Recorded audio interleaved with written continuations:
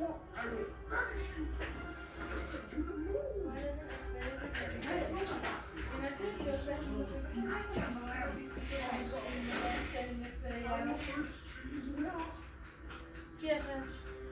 Mission accomplished.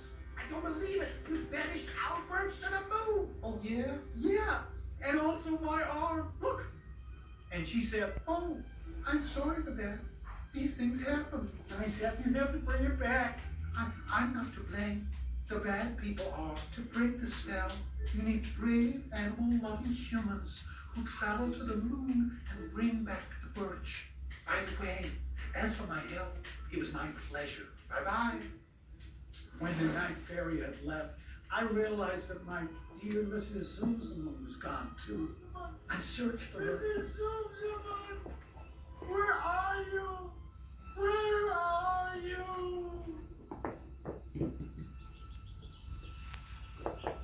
That was the last night I'd seen my Mrs. Zoomzoom.